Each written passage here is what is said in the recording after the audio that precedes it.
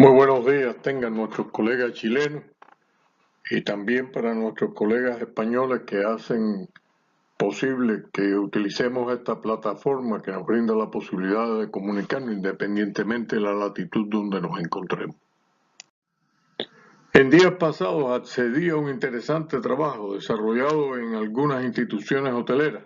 No precisamente tienen que corresponderse con estas imágenes que les brindamos, que tan solo las hemos usado como marco adecuado para respaldar nuestro comentario.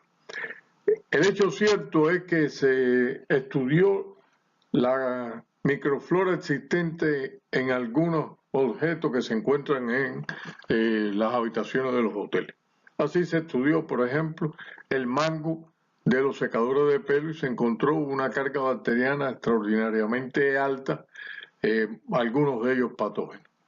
En paralelo se encuestó a los encargados de la limpieza de las habitaciones y los que tienen cafeteras, pues estas se instalan y con posterioridad no reciben otro tipo de higiene mientras están en explotación, en uso. Pero asombrosamente el vaso donde en muchas ocasiones se deposita el cepillo para la higiene bucal, pues en el mejor de los casos tan solo se enjuaga, no recibe otro tipo de higienización. Imagínense ustedes si esto es para instalaciones hoteleras, ¿qué podemos esperar para nuestras instituciones de salud?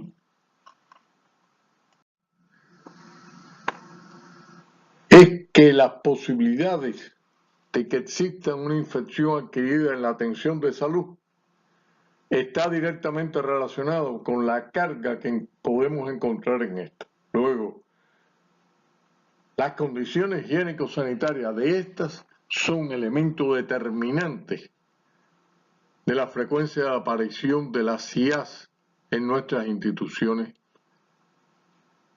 Esto significa, por lo tanto, que una gran cantidad de las infecciones que se desarrollan en nuestras instituciones de atención sanitaria pueden evitarse con el cumplimiento de simples medidas muy bien conocidas y que están estructuradas en lo que este conjunto de medidas son las que contemplamos en manuales, resoluciones, normas, como precauciones estándar. El conocimiento de estas pero más aún su cumplimiento es lo que nos garantiza que podamos actuar de forma preventiva para el desarrollo de las IAS. Y que se trata, en su conjunto, de interrumpir la cadena infecciosa. En otros términos, garantizar que bacterias, virus, hongos y parásitos no tengan acceso a sus reservorios. Interrumpir cualquiera de estos pasos es lo que nos garantiza que disminuya la posibilidad de que se desarrolle una IAS. A punto de partida de que, como puerta de salida o puerta de entrada, aparecen las vías respiratorias, las vías digestivas, piel y mucosa, el tracto genitourinario, que utilizan como vía de transmisión el contacto directo, indirecto, la presencia de gotas y aerosoles. Reitero, interrumpir en algunas de estas fases la transmisión del agente patógeno es lo que nos permite impedir que se desarrollen las IAS. Crea la posibilidad de que contemplemos dos tipos de fuentes generadoras de infecciones asociadas a la atención en salud. Las fuentes endógenas son aquellas que se corresponden con la flora del paciente, En tanto, la fuente exógena está en íntima relación con los contactos que tiene nuestro paciente, bien sea entre pacientes, bien sea a través del personal de salud, los familiares y otras visitas que reciben nuestros pacientes. Y todas ellas de conjunto son las que crean el potencial peligro de contraer una infección en nuestras instituciones.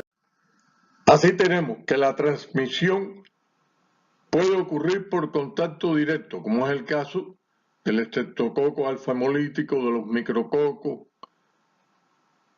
Por contacto indirecto, Clostridium difficile, causa fundamental de diarrea en nuestras instituciones de salud, Staphylococcus aureus resistente a la meticilina, lamentablemente considerado endémico en muchas ocasiones, los enterococos resistentes a la vancomicina. Por gotas, hemófilos, Neisseria meningitidis, la Bordetella pertussis, los virus respiratorios, incluyendo los de la influenza para influenza. Y por transmisión aérea, las micobacterias, el sarampión, el zóster, entre otros. Esto significa, por lo tanto, como veíamos con anterioridad, que la puerta de entrada está relacionada con infecciones que se adquieren a través del tracto respiratorio, genitourinario, gastrointestinal, piel y mucosa y ojo avisor, procedimientos invasivos y quirúrgicos. Por contacto indirecto, fundamentalmente está relacionado con la higiene de las manos. Las manos portadoras de los microorganismos que hemos considerado como agentes causales de la IA. Pero también podemos tener en cuenta el instrumental contaminado, agujas, apósitos, guantes, las ropas, otros materiales contaminados que usamos los que brindamos atención en salud. Y en muchos casos que no hacemos uso de los métodos y medios adecuados para eliminar estos agentes infecciosos que son diseminados por el propio personal médico que brindamos la atención a nuestros pacientes. Esto hace de fácil comprensión que las IAs más frecuentes estén relacionadas con infecciones del tracto urinario. Véase, en la mayoría de los casos relacionados con la aplicación del catéter urinario. Neumonías asociadas o no a la ventilación mecánica, pero predominantemente en aquellos casos que se aplica los sistemas de ventilación mecánica, porque a través de esto se van a diseminar microorganismos que se encuentran en orofaringe y que por lo tanto vamos a llevar al parénquima pulmonar estableciendo las neumonías correspondientes. En otras ocasiones, las infecciones de la herida del campo operatorio. Y esto permite, por lo tanto, como colofón, que se presenten las infecciones por vía sanguínea. Las infecciones gastrointestinales están omnipresentes, fundamentalmente en estos tiempos, dados por Clostridium difficile, rotavirus, coronavirus, que a fin de cuentas son los más frecuentes que afectan nuestros pacientes en las instituciones de salud.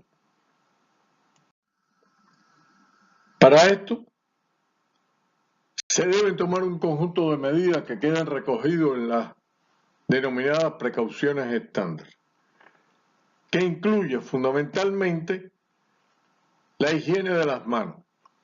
Y esta va a ser objeto de atención pormenorizado con posterioridad, por cuanto es de las más simples, de las más sencillas y de las que mayores resultados nos puede aportar en la prevención de las IAs.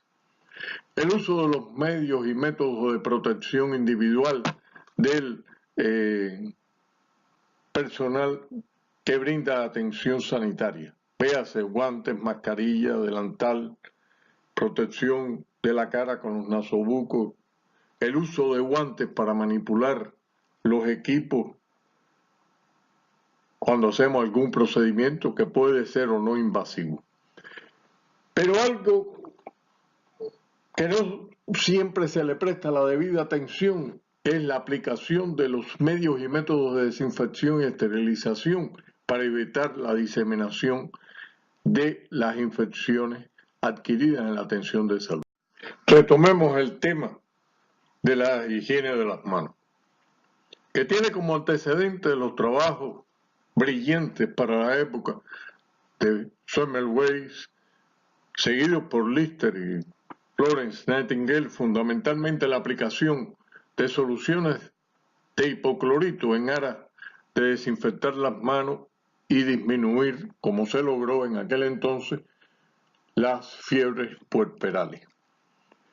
Y es que en aquel entonces y hoy, el lavado de manos tiene como propósito esencial la remoción de la flora transitoria, pero más aún, reducir la flora residente. Y esto para bien y para mal, porque al disminuir la flora residente estamos dejando el espacio abierto, siguiendo el principio de la plaza del primer ocupante, para que los microorganismos patógenos se inserten y estén presentes en nuestras manos. Por lo tanto, los medios y métodos que se utilicen para la desinfección e higiene de las manos deben estar en correspondencia con estos conceptos. Incluso actualmente se propugna el uso limitado de algunos agentes que se utilizan como antisépticos en las manos del personal relacionado con la atención de salud. Pero independientemente de esto hay un propósito primario, que es disminuir con esta reducción de la flora transitoria el riesgo de transmitir un agente infeccioso a uno de nuestros pacientes. En este gráfico se puede apreciar la distribución porcentual de acuerdo a las características de los microorganismos que se aíslan. Así tenemos que un 47% se corresponde con microorganismos propios del tracto gastrointestinal, en tanto tan solo un 32% se corresponde con la piel y un 4% al tracto urinario. Y esto conlleva, por lo tanto, que si no existe una adecuada higiene después de hacer uso de las instalaciones sanitarias, la posibilidad de diseminar microorganismos patógenos es extraordinariamente alta.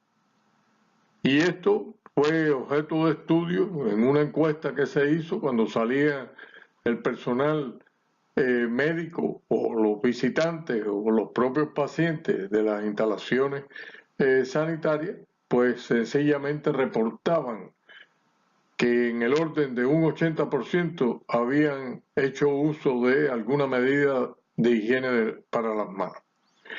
Lo cierto es, mediante una cámara oculta, y por eso se retiró estos resultados, por cuanto conllevaban invasión de la privacidad, pero no obstante quedó registrado el hecho.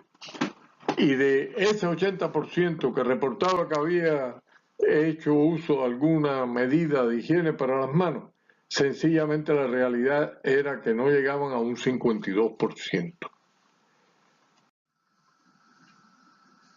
De ahí que resulta imprescindible enfatizar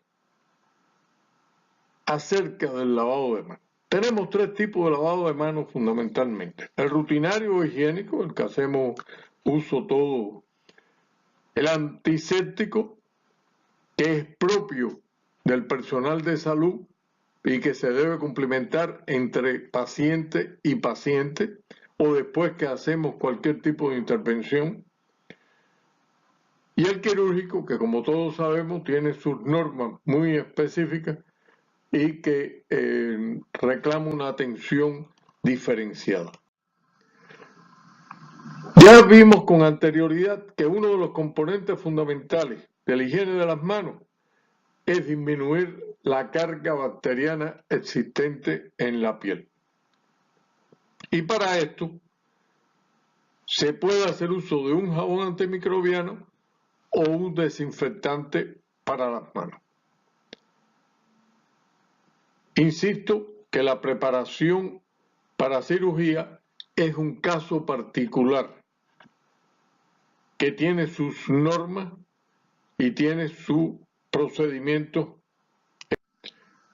En este gráfico que a continuación les mostramos, se registra en el eje de las X el tiempo en segundos.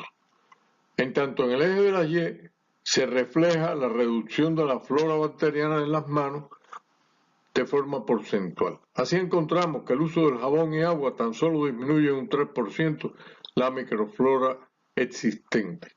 Si a esta le añadimos una solución acuosa de tintura de mertiolate, estamos hablando de una reducción del orden del 30%.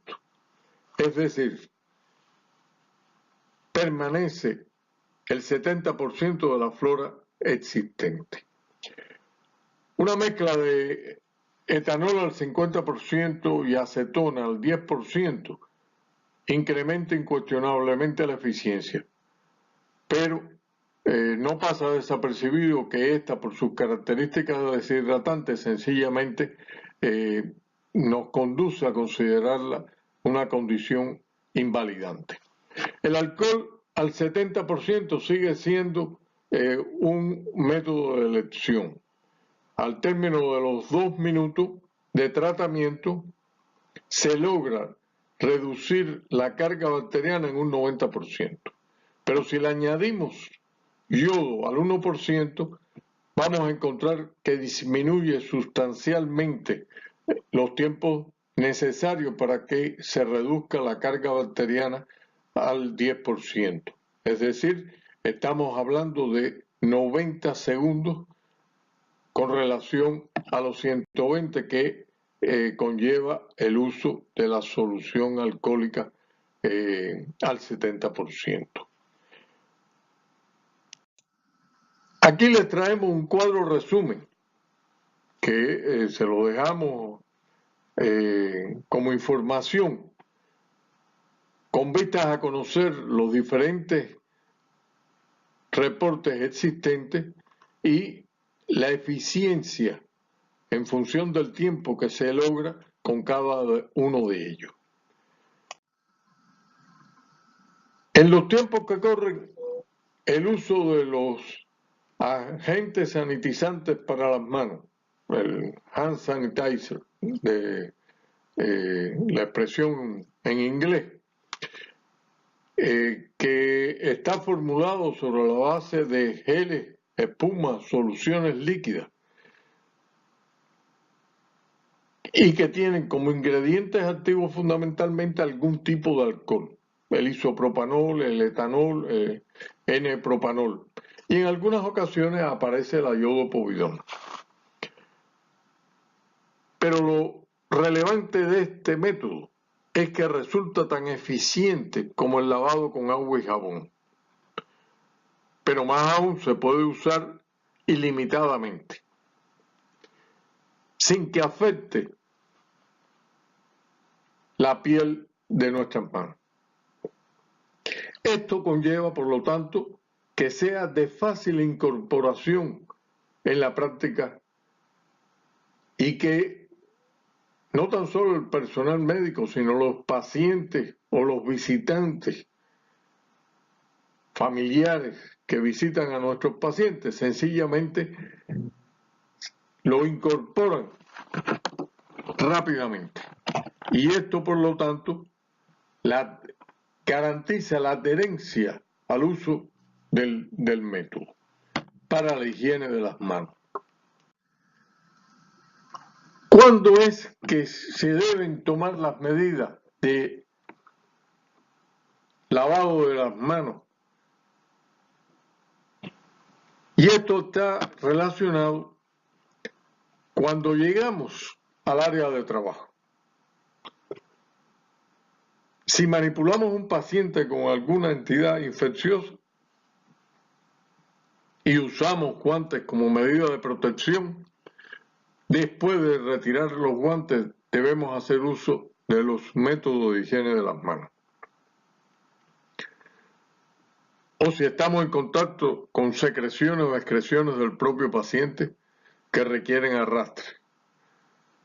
O sencillamente si tenemos las manos visiblemente sucias. Este conjunto de condicionales determinan que podamos disminuir las posibilidades de contaminación a través de las manos.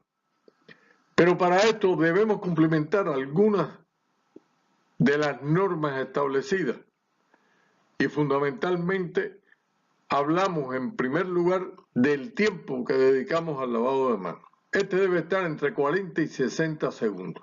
Es decir, estamos hablando de 1 minuto.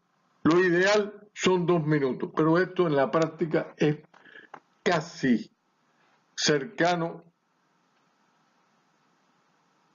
a que no se cumpla.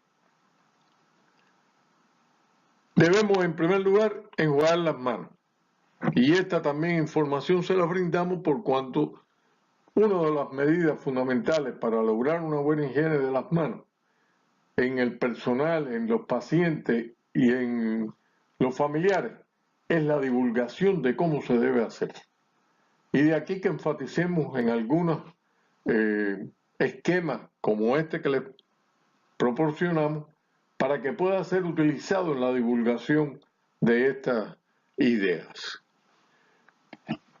Después de aplicar la solución jabonosa, se debe frotar las palmas de las manos, los entrededos, las uñas, en particular pulgar, y garantizar que exista suficiente enjuague de las manos. Y algo que en muchas ocasiones no se cumplimenta es el secado de la mano, pero haciendo uso de una toalla desechable. Véase, papel. Y con este cerrar la llave de agua y eliminarlo con posterioridad. La OMS le ha prestado atención particular a la higiene de las manos. En este gráfico les brindamos un dato curioso. Anualmente se practican unas 313 millones de intervenciones quirúrgicas. Lo interesante de esto es que en el 31%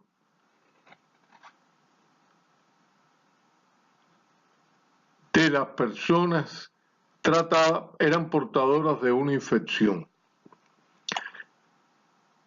Pero alarmante resulta que el 61% de los trabajadores de la salud no cumplimentaron una higiene de las manos adecuada. De ahí que se considera por parte de la OMS que la higiene de las manos se ha convertido en un problema crucial en la atención quirúrgica. Como comentábamos con anterioridad, una de las razones fundamentales que debemos contemplar es la necesidad de divulgar estas acciones. Pero en muchas ocasiones, por supuesto, resulta no muy agradable el que se brinde una conferencia. Y por eso buscamos un resorte didáctico que resulte agradable, que resulte atractivo. Y haciendo uso de la imaginación, pues hay una parodia de la canción Despacito, tan de moda en los últimos tiempos, relacionada con los procedimientos para el lavado del mar. Tenemos que luchar por la adherencia a los métodos de higiene de las manos a toda costa. Y por lo tanto, el hacer uso de este tipo de recursos, pues no resulta ocioso. Le dejamos el link para aquellos que tengan interés en algún momento y tiempo, más que interés, de revisar y hacer uso en la medida que lo consideren oportuno, pertinente. Hemos hablado de la higiene de las manos. También hemos comentado acerca del uso de los equipos de protección personal. Incorporemos también los buenos hábitos al toser o estornudar, en los cuales se ha insistido sobre pretexto de la epidemia de influenza que hemos visto y que hemos sufrido en los últimos tiempos. Permítanme ahora insistir en lo correspondiente a la desinfección y esterilización de los materiales de uso en la atención a nuestros pacientes. Tiene como propósito fundamental tanto la esterilización como la desinfección, eliminar o disminuir la carga de microorganismos. De todo aquello que participa, que esté involucrado en la atención de los pacientes. Pero el mismo paciente se convierte en objeto, pero a su vez es un elemento crucial en la diseminación de algunos de los gérmenes. Y algo en lo que debemos insistir es en las visitas, no tan solo los familiares, sino todas aquellas visitas o personas que accedan a la instalación operaria. Para esto hay que tener en cuenta de forma fundamental el nivel de infección y el patógeno con el cual estamos lidiando. Porque los priones tienen una resistencia muy superior a las formas vegetativas de hongos y bacterias. Es decir, si evaluamos la resistencia de los microorganismos, encontramos que los de mayor resistencia son los priones, seguidos de las esporas, las micobacterias, las esporas de hongos, los virus pequeños, hongos y bacterias en forma vegetativa, y terminan con los que tienen menos resistencia, con los virus medianos. Este es un dato que en muchas ocasiones queda reflejado en las características de los agentes químicos o físicos que estamos utilizando. Es el valor D. Y este se corresponde, y por eso lo traemos, porque es una información que nos parece útil cuando hacemos uso de un producto, conocer las virtudes, pero a su vez sus limitaciones. Por valor D se considera el tiempo necesario o la dosis para lograr una reducción de un orden logarítmico, es decir, decimal.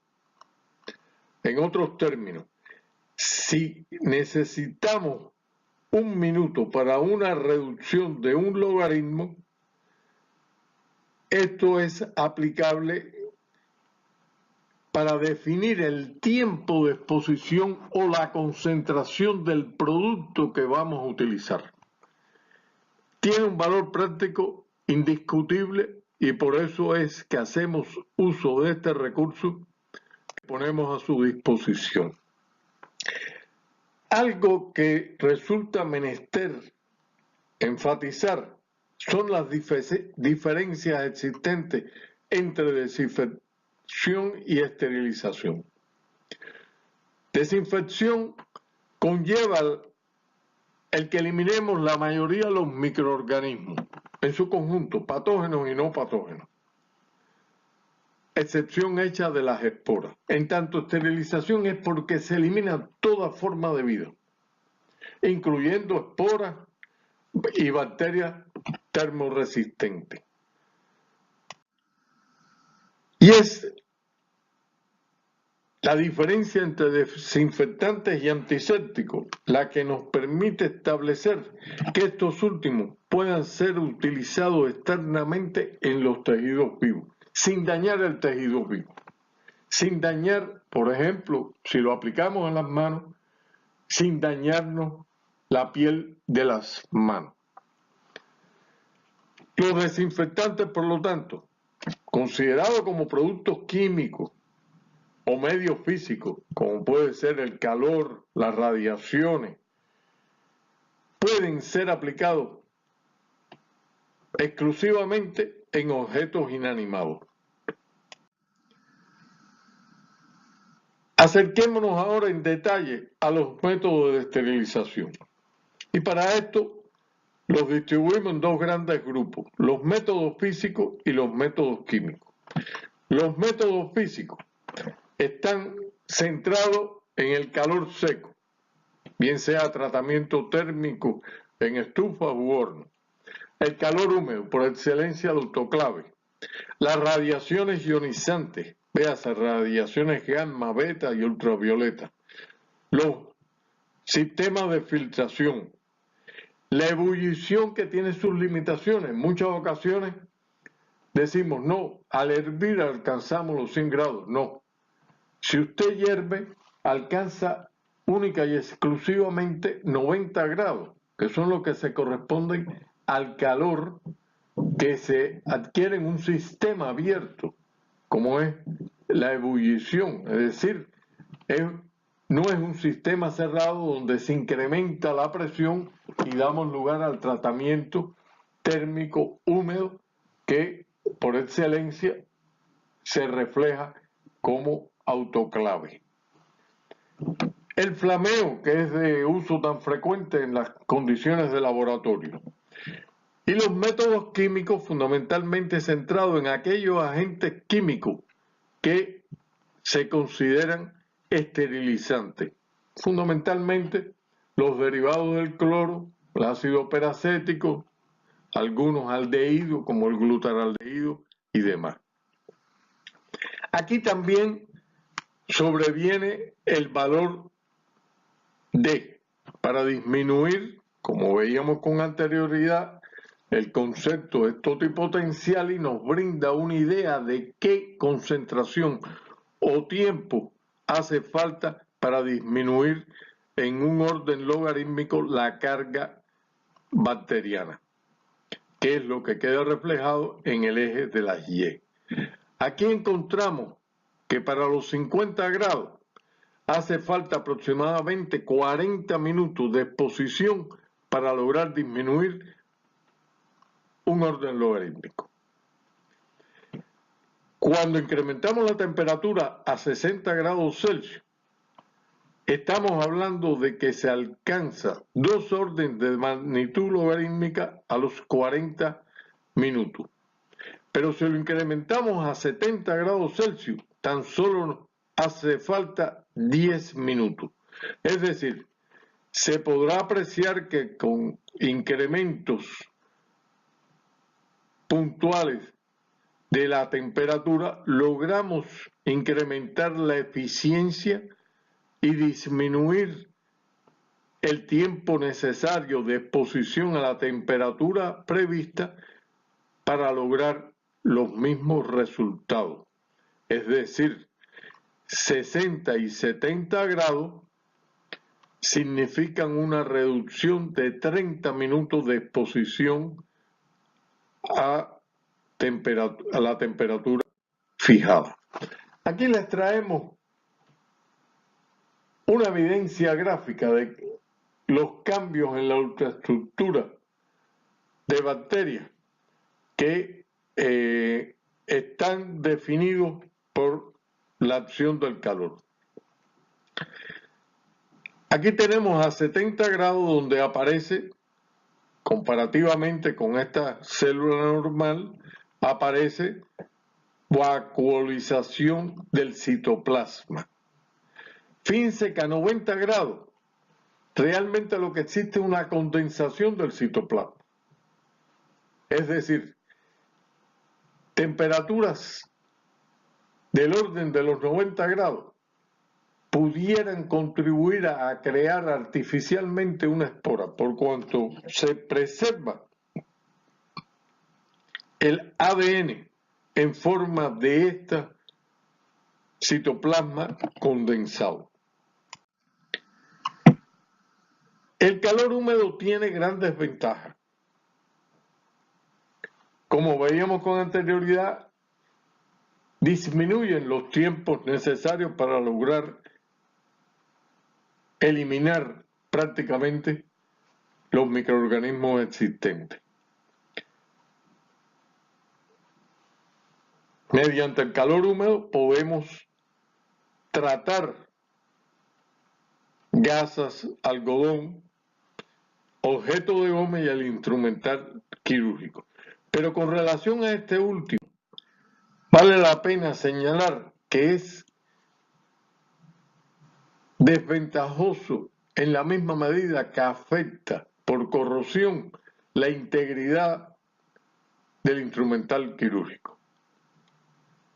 Esto, por lo tanto, se convierte en una notable desventaja que limita su uso práctico. Pero a su vez, vale la pena resaltar que está proscrito. No se puede esterilizar ningún derivado del petróleo por las posibilidades de inflamación que conlleva. El calor seco ofrece ventaja en materiales de metal y vidrio. No produce corrosión y los objetos cortantes no pierden el filo. Desventaja. La primera y más notable son los tiempos muy prolongados de exposición que reclaman para obtener los mismos resultados que se obtienen con mucho menos tiempo con calor húmedo. Y si lo aplicamos a productos susceptibles, es decir, que se modifican por la acción del calor, esto hace que se limite extraordinariamente el universo en el cual se puede aplicar. Las radiaciones ionizantes, fundamentalmente representadas por los rayos gamma, beta y ultravioleta, tienen eficiencia relacionada con la energía de penetración. Así, los rayos gamma son altamente eficientes, pero altamente costosos también. Las radiaciones beta tienen menor capacidad de penetración y por lo tanto disminuyen su eficiencia. Y con relación a las radiaciones ultravioletas tan utilizadas en algunas instalaciones, sobre todo para preservar la esterilidad del material en quirófano, son aquellas que se exponen a la emisión entre 200 y 280 nanómetros. Tienen poca energía, por lo tanto, su penetración es pobre y su eficiencia no es ni remotamente la que en algunas ocasiones se valora. Es decir, realmente las radiaciones ultravioletas son poco eficientes si estamos hablando de esterilización. Dos sistemas muy utilizados, el óxido de etileno. El óxido de etileno se aplica fundamentalmente a material plástico que es desechable y que se puede recuperar con un ciclo de óxido de etileno. Desventajas mayúsculas que presentan estos sistemas. En primer lugar, los altos consumo de tiempo, altos tiempos de exposición, que conlleva tratamientos de 10, 12 hasta 24 horas. Perdón. Por otro lado, la necesidad de utilizar equipamiento altamente especializado. Y este equipamiento altamente especializado conlleva como consecuencia el incremento de los costos de la aplicación de este método. Pero a su vez, el óxido de etileno también tiene peligro en su uso por la inflamación. Es decir, son materiales combustibles, inflamables. El peróxido de hidrógeno, muy usado, reclama concentraciones muy altas, peligrosas, que no tienen nada que ver con las soluciones que se utilizan en muchas ocasiones en la práctica, y que esto por lo tanto se convierte en una de sus grandes limitantes. Tengo la vivencia imborrable de uno de nuestros técnicos que estaba manipulando peróxido de hidrógeno al 38%, estaba utilizando por suerte un calzado con protección de acero, casquillo de acero en la punta, y eso lo salvó porque en la manipulación se derramó una gota que perforó la parte de piel del calzado. Y si no hubiera sido por el casquillo de acero, pues sencillamente hubiera tenido una severa afectación en su extremidad inferior. Soluciones químicas que podemos utilizar para la esterilización en frío. En primer lugar, una muy utilizada, el glutaraldehído. Glutaraldehído al 10% nos hace falta una exposición del orden de las 10 horas. El formaldehído, el formol al 38%, reclama altos tiempos de exposición, 18 horas. Pero el formaldehído es altamente tóxico. La exposición conlleva severos trastornos respiratorios, por lo tanto su aplicación conlleva el uso de máscaras de protección. Pero a su vez, el formaldehído, en forma de vapores, también resulta irritante para la piel y mucosa. El ácido peracético, ya hablamos del peróxido de hidrógeno. El ácido peracético, en concentraciones de 0,2 a 30 grados,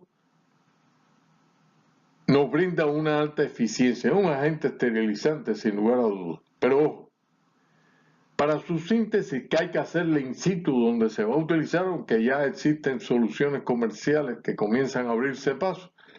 Pero hasta el momento la eficiencia máxima la brinda si hacemos la síntesis de este producto a partir de sus precursores, el peróxido de hidrógeno y el paracético.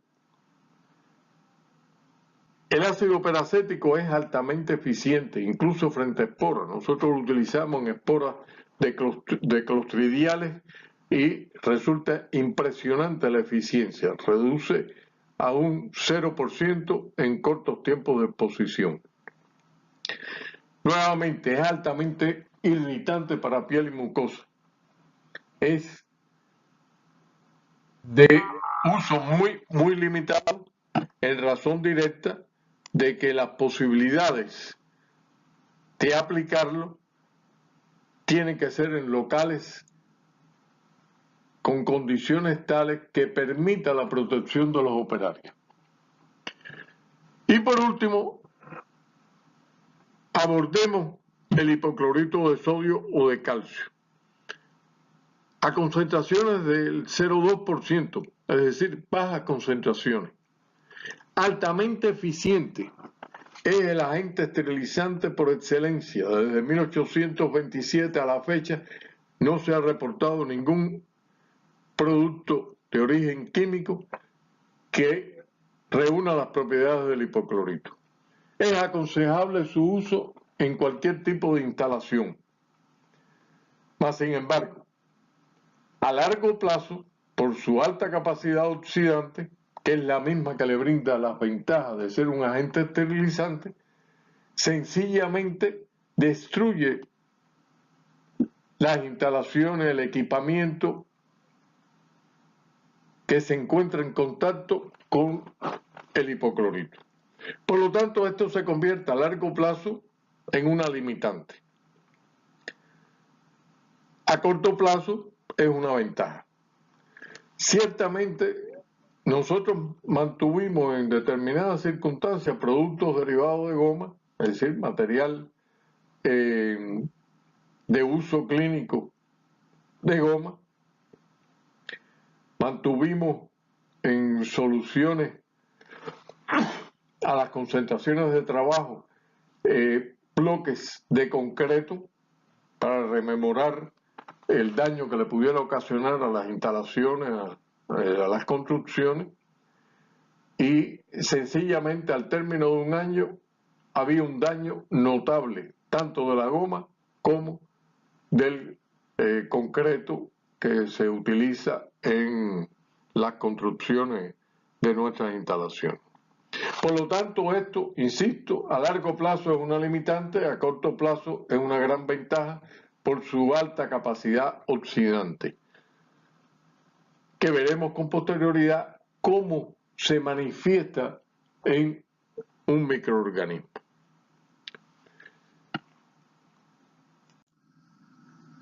Aquí comparamos con estos resultados la acción del cloruro de benzalbón, una sal de amonio cuaternario que reclama altos tiempos de exposición, por cuanto si lo usamos a concentraciones muy elevadas, lo que ocasiona es la condensación del material citoplasmático, creando artificialmente una espora. Por lo tanto, para lograr eficiencias hacen falta exposiciones del orden de 24 horas. El hipoclorito, bajas concentraciones, bajos tiempos de exposición, y se logra en el orden del 100%, alrededor del 100% de la eficiencia, es decir, es un agente esterilizante por excelencia. Comparémoslo con el hidróxido de sodio, concentraciones altas, 3%, y su eficiencia es baja. Por lo tanto, el uso de agentes químicos esterilizantes, estamos hablando que por excelencia se ratifica el hipoclorito como el de elección. Aquí les traemos una imagen por microscopía electrónica de una anocardia asteroide. Fíjense la integridad de la pared, del sistema de membrana, el mesosoma. Aquí lo hemos utilizado al 0,2%. Fíjense ustedes cómo hay modificación del citoplasma bacteriano, hay pérdida del material citoplasmático. Cuando aumentamos la concentración, encontramos una imagen que parece un paisaje lunar. Prácticamente no se puede diferenciar la estructura bacteriana, hay un sinsitio, y esto es reflejo del nivel de daño que ocasiona en las bacterias. Por supuesto que en este caso la supervivencia fue del orden del 0%. Se ratifica una vez más su condición de agente esterilizante por excelencia. Comparemos aquí el cloro, el ortotalaldehído y el ácido peracético. El espectro de los tres compuestos químicos es prácticamente el mismo. Todos tienen acción contra y sobre las micobacterias. Sin embargo, el cloro y el ortotaldehído tienen efectos residuales. El cloro es tóxico. Recordemos que los gases de cloro se usaron como gases de guerra en el desarrollo de la Primera Guerra Mundial.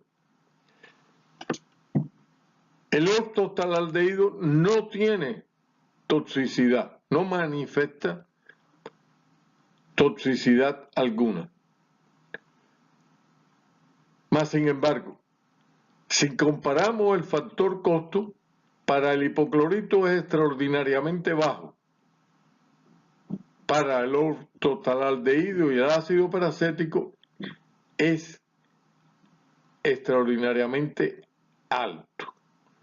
Esto, por lo tanto, si comparamos los tres agentes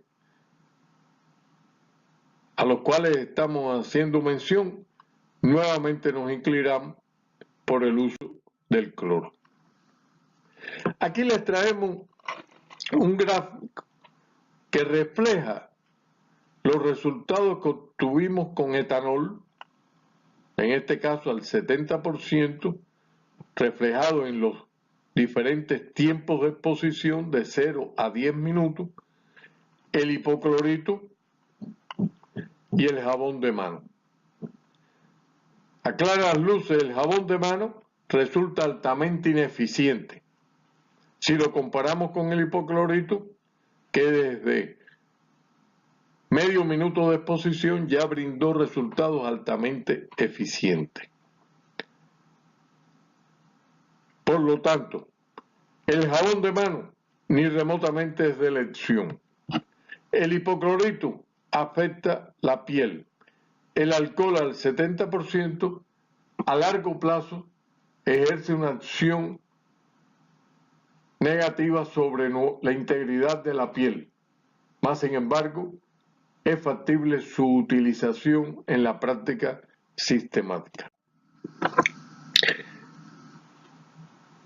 Los agentes de amonio cuaternario son usados frecuentemente en el tratamiento de material derivado de goma. Por ejemplo, el caso de la sonda. Estos agentes de amonio cuaternario tienen una estructura anfipática, es decir, tienen dos cargas perfectamente delimitadas como forma de su estructura y es justamente el mecanismo, la base que justifica su mecanismo de acción. Esta estructura química, el alquil metil bencil metilamonio, se caracteriza por adquirir carga positiva. Esta desestabiliza el sistema de membrana y todos recordamos que en el sistema de membrana donde se encuentra localizado, en el caso de las bacterias, los sistemas de fosforilación oxidativa. Esto da lugar, por lo tanto, a que si existe un desequilibrio, una ruptura por la acción de este agente químico en el funcionamiento, en el fisiologismo bacteriano, desacoplando la fosforilación oxidativa, el resultado es que la célula no cuenta con fuentes de energía, véase ATP, para responder a las necesidades fisiológicas y por lo tanto no sobrevive.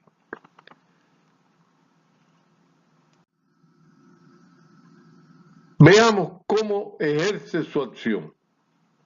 El cloruro de benzalconio produce, como consecuencia de esta ruptura del equilibrio en el sistema de membrana de la bacteria, una retracción del citoplasma. Esa retracción del citoplasma a bajas concentraciones garantiza el que no sobreviva la bacteria. A altas concentraciones lo que produce es una condensación y volvemos a reiterar que el mecanismo lo que produce es, a fin de cuentas, una espora artificial. Espora que preserva la integridad de ácidos nucleicos y por lo tanto sobrevive la bacteria, aunque metabólicamente no pueda desarrollar las funciones normales.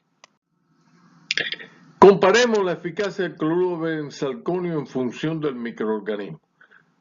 Frente a la Pseudomonas aeruginosa, es parcialmente eficaz. El Bacillus subtilis muestra más eficiencia. Sin embargo, cuando estamos hablando de algunos tipos de hongo, se incrementa la eficiencia, pero reclama tiempos muy prolongados de exposición. Aquí les traemos diferentes tratamientos: cloruro de benzalconio al 1%, el hipoclorito de sodio al 0,5% y el glutaraldehído al 2%. Estadísticamente no encontramos diferencia entre estos dos tratamientos, véase hipoclorito y glutaraldehído. No así para el caso del cloruro de benzalconio, donde las diferencias estadísticas son extraordinariamente notables. ¿Cuáles son las propiedades a las cuales debemos atender? El alcohol etílico, la clorhexidina, la iodopovidona nos brindan para el primero un amplio espectro de acción. Para la clorhexidina y la iodopovidona actúa sobre bacterias y virus. Sin embargo, el alcohol, el etanol, es el único que tiene acción contra las micobacterias, en dependencia de la concentración. Los trabajos de Frobisher, ancestrales de los años 53, no han tenido hasta el momento actual ningún elemento discordante. La bibliografía no refiere nada en desacuerdo con estos resultados y encontró que si se usaba alcohol al 90%, pues sencillamente lo que se estaba era creando una forma de resistencia. Se ratifica, por lo tanto, que la concentración de trabajo está en el orden del 70%. El alcohol etílico no deja efecto residual y la iodopovidona es intermedia. Sin embargo, el etanol, todos conocemos su acción irritante sobre piel y mucosa. La clorhexidina y la iodopovidona es paja. Más sin embargo, desde el punto de vista económico, la elección es el uso del etanol. La clorhexidina es alto su costo y la iodopovidona es intermedia. La gran desventaja del alcohol etílico es la de todos conocidos, su carácter inflamable. Y esto, por lo tanto, se convierte en una restricción para su uso, sobre todo si se trata de locales cerrados.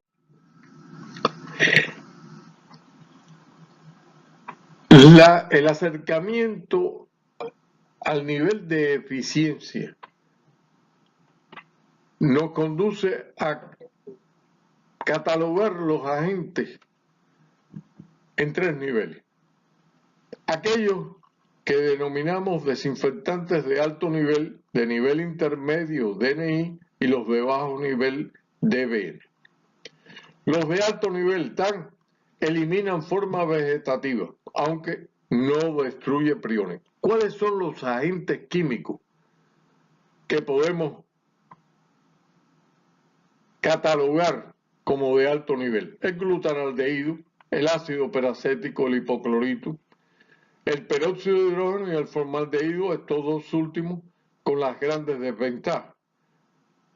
En igualdad de circunstancias, ya hemos venido trabajando con la idea de las limitaciones que establece el uso del glutaraldehído o del ácido peracético.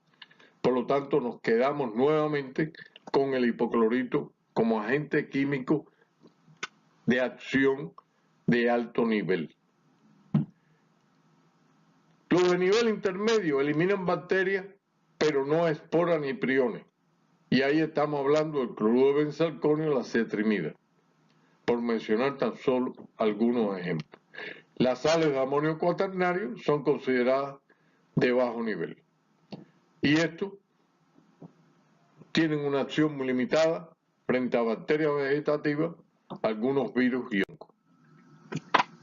Spalding, un experto de reconocido internacionalmente, reconocido prestigio internacional, clasifica los materiales de uso médico usados en el tratamiento de los pacientes con 3 niveles: críticos, semicríticos y no críticos. Los materiales críticos son aquellos que entran en contacto con cavidades o tejidos que son normalmente estériles. Es el caso, por ejemplo, de los sistemas de ventilación mecánica, que pueden arrastrar las secreciones de orofaringe donde están presentes algunos gérmenes patógenos. Pero si el material que estamos utilizando no ha recibido el tratamiento adecuado, pues se convierte en un factor crítico el uso de instrumental quirúrgico y por lo tanto afecta el nivel de esterilización. Los semicríticos son aquellos que entran en contacto con mucosas o piel no intactas. Los endoscopios, las cánulas endotraqueales, por las razones que hemos venido trabajando. Y esto reclama que se trabaje con una esterilización o el uso de algún agente químico del tipo de alto nivel. Y los no críticos son aquellos que tan solo entran en contacto con piel sin solución de continuidad. Y estos reclaman tan solo limpieza o agentes químicos de nivel intermedio. Los ciclos de exposición y los parámetros a controlar son uno de los elementos rectores en la aplicación de los métodos de esterilización. Y dentro de esto está el tiempo de exposición, la temperatura que se alcanza, que nos permite, por lo tanto, caracterizar y clasificar el calor húmedo como de excelencia. El óxido de etileno en segunda instancia. Los vapores de formaldehído a continuación. Mas, sin embargo, llamo la atención que el óxido de etileno, como veíamos, reclama altos tiempos de exposición, al igual que para el caso del formaldehído. El peróxido de hidrógeno, el ácido peracético y el calor seco, en igualdad de circunstancias, reclaman altos tiempos de exposición, pero concentraciones y daño colateral extraordinariamente notables. ¿Qué factores afectan la efectividad?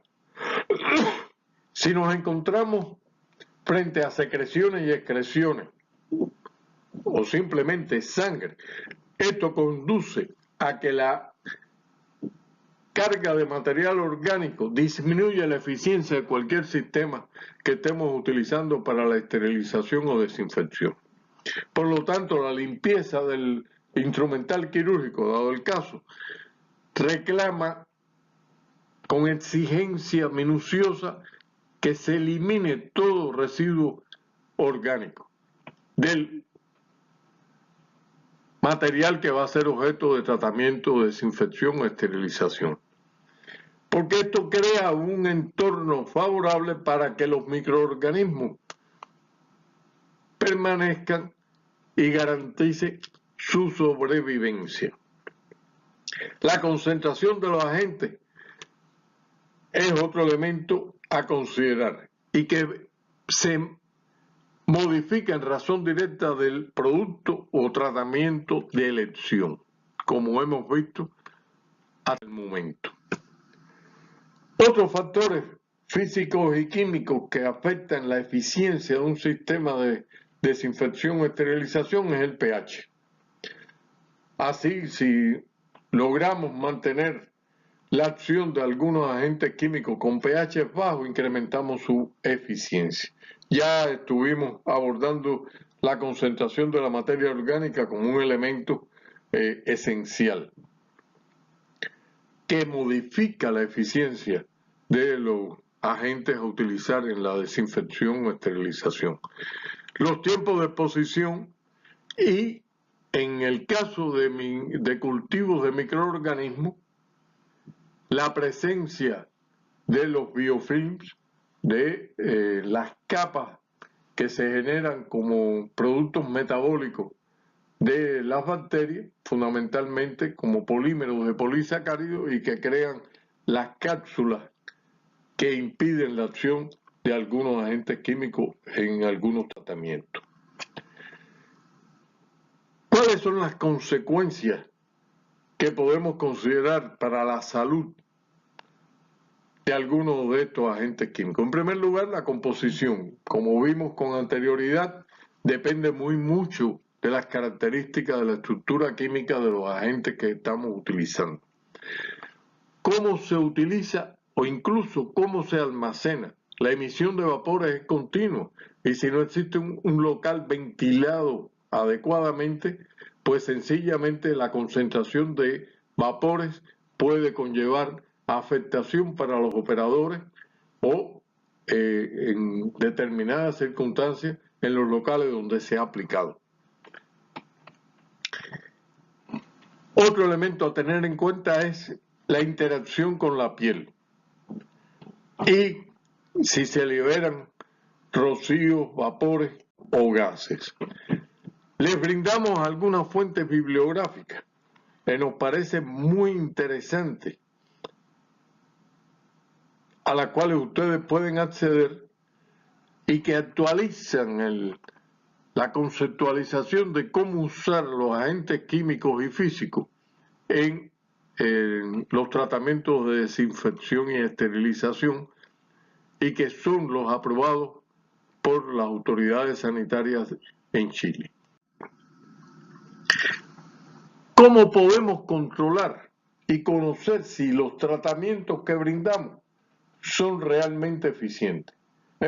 Se utilizan múltiples sistemas. Algunos de ellos es el tape que se le pone a las lotes de esterilización y que cambian, según la definición, cambian de color si se adquiere la temperatura adecuada. Esto tiene como limitante que los tapes estos tienen tiempo de vencimiento, no siempre se conoce con exactitud, no es un dato que habitualmente se controla, lamentablemente. Por otro lado, como es un procedimiento químico, puede cambiar sin que se haya alcanzado la temperatura deseada. Igual sucede con las soluciones coloreadas que se incorporan dentro de los lotes de esterilización y que sencillamente se modifican, cambia la coloración sin que se haya alcanzado las condiciones necesarias. Los métodos químicos, por lo tanto, tienen grandes restricciones y nos inclinamos por el uso de los métodos biológicos, fundamentalmente la aplicación de cultivos de esporas de Bacillus subtilis o Bacillus estearotermófilos. Esto garantiza que se evalúe de una forma muy objetiva si el tratamiento térmico alcanzó las condiciones deseadas. Es decir, si no hay crecimiento a posteriori del tratamiento térmico, significa, por supuesto, que este fue efectivo. En conclusión, este conjunto de acciones que hemos venido enunciando y acariciando depende del cumplimiento de lo que está establecido en las normativas. Y esto, el cumplimiento de lo establecido, responde a la acción del personal que está relacionado con la atención médica. Desde el técnico de esterilización hasta el más calificado especialista. Es responsabilidad de todos el cumplimiento, pero también es responsabilidad de las autoridades garantizar que existan las condiciones para poder cumplimentar esto. Lo que no cabe la menor duda es que podemos disminuir de forma impresionante las infecciones que se pueden adquirir en la atención de salud, tan solo con el cumplimiento de las medidas, tan solo con el incremento y exigencia en el cumplimiento de las precauciones estándar, encabezados en primerísimo lugar por la higiene de las manos. Si contribuimos de esta forma a disminuir la incidencia de las infecciones adquiridas en la atención de salud, estamos dando lugar a que las posibilidades de la calidad de la atención en salud se incremente de forma notable. Menor incidencia de IAS es evidencia de una mejor calidad en la atención de salud.